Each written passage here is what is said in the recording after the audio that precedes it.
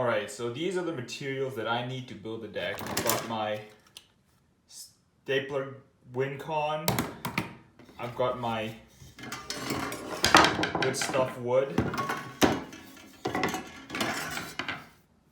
And I've got my tech. Alright, let's begin.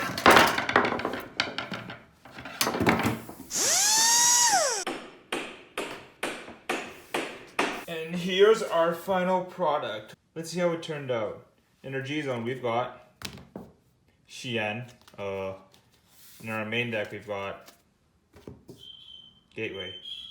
God damn it! Class is back in session with the second part of deck building, where I promised I would discuss considerations to be taken into account when deck building with respect to one's own meta and local options. As stated in the previous deck building video, if we take a look at the deck building pyramid, these meta options tend to be part of the tech options you make when finishing off the final touches of a deck. The meta options can actually be a major part as to why people find that even though they net decked a topping list, they can't replicate the same results at their own locals, and that's because choosing the meta local options is different when building for your locals or building for a tournament.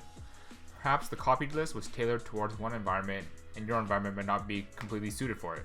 Sometimes these two will overlap, but generally when you build for your locale, you've tested there extensively, you know what your locals tend to play, know their mannerisms, and you can use that knowledge to your advantage. When building for a tournament, you don't know who or what you'll play against, but you can assume that you will tend to play against the best decks in the format, and thus will choose to build towards those options. Sometimes these goals will overlap, yes I know, as maybe your locale has started preparing for a tournament scene, and have started pulling out the BDIFs, and as such, savvy deck builders will match these by changing their tech options. For example, maybe during the off season, people have been playing Chaos, so you've included tech options that have the resist to get around lock, maybe circle targeting instead of card targeting, and maybe pre-G rush options to shunt their progress. But now with Springfest season coming up, you see your meta start shifting towards things such as Anji, Shiranui, and ZTB, so you need to make sure your deck is up to snuff matching those decks. First off, let's talk about building towards the locale. At the locale level, there is a vastly smaller group of players that you can tailor your deck against, and thus, less decks to consider, and less mannerisms to consider. Typically at a locale, you'll play a bunch of games throughout the day, be it the weekly tournament or casuals before and after. You'll get to learn which decks and players your deck works fine against, but you'll also find out what decks your deck is not so good against. This is where the playtesting aspect of deck building comes in, and after you've made a change to your deck to try and combat one of your problematic matchups, playtesting it, and maybe changing towards deck A, this made you more susceptible to deck B. And that's the opportunity cost you need to figure out if you'd rather your deck be less geared to which matchup. For example, with the introduction of Draw Trigger Sentinels, the opportunity cost between running Grade 1 Sentinels and Grade 0 Sentinels is prevalent in the premium format when faced with Balam or Ichishima. If your locals tend to play more DI than OTT, then obviously you would opt towards the Grade 0 Sentinels. But the opportunity cost here is that you choose to forfeit games to OTT, but you assume that you won't face them as often.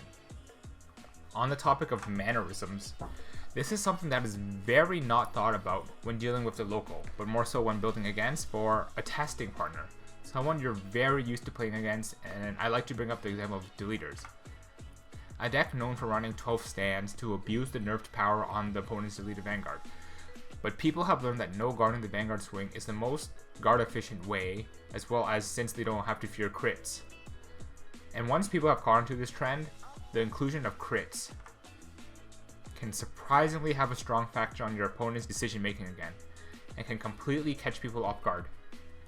Another example can be inclusions of 10Ks or disclusion of 10Ks based on your locale's playstyle. Maybe they're more mentally geared for the late game and tend to ride swing, no guard, ride swing, no guard, in which it's less important to have the defensive body. Or maybe your locale is very aggressive and will slap down 999 immediately on their grade 2 ride, and it's important to have the 10k body to dissuade them from doing so, or to make them overextend to get the same effect. To quickly wrap up the locale part, choose and mold your techs according to the matchups you find the most problematic, and also mix it up now and then to prevent complacency from your opponents and making it easy for their decision making. Now for the second consideration. Considerations towards the meta. This will mostly likely come up during the tournament season, but some players may opt to only consider the meta when building a deck, regardless of what's being played at their locals and such, which I don't consider wrong at all. I find it very straight to the point, straightforward, that their main goal is to win big tournaments where they expect to see decks that they've chosen text for or deck compositions for. In any case, these are the texts you'll often see by players who are keeping up to date with the new, figuring out what's hot and what's not, and always thinking about how they can tailor their deck to what the meta currently is. For example, these texts are very time dependent and absolutely depend on what the meta currently is.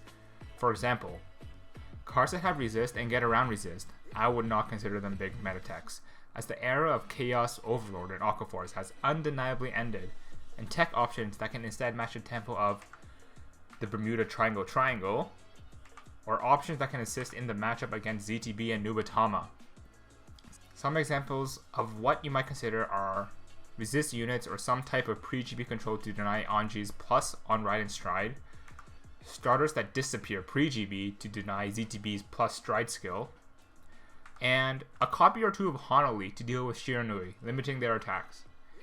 Generally, tech options here attempt to swing or ease the balance of the matchup between your deck and the meta decks in your favor.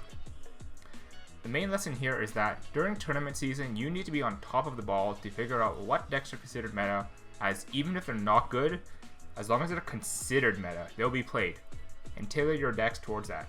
Don't get caught in last format and having outdated techs. Part 2 was a bit shorter, but that's because it's very confined to what is meta at the time, so providing examples outside of Bermuda Triangle Clan Booster format is harder, but the concepts will stay time agnostic. I hope I was able to instill a bit of knowledge on what considerations to make for when deciding your tech choices in your deck. And this becomes more prevalent with draw triggers getting Sentinel effects as well, opening up 4 more spaces in your grade for 1 lineup for different techs. Thank you very much for watching. If you enjoyed this video and learned something new, be sure to like the video and subscribe to our channel. Don't forget about the bell button too. We do educational content like this frequently. If you know someone who would love to see this sort of content, be sure to share this video to them and let them know of it. In the comments down below, let me know what deck you play and how you've customized it to beat your locals or to take names at your WGP or Springfest. This has been Toku from YellowCard Vanguard. Toku out.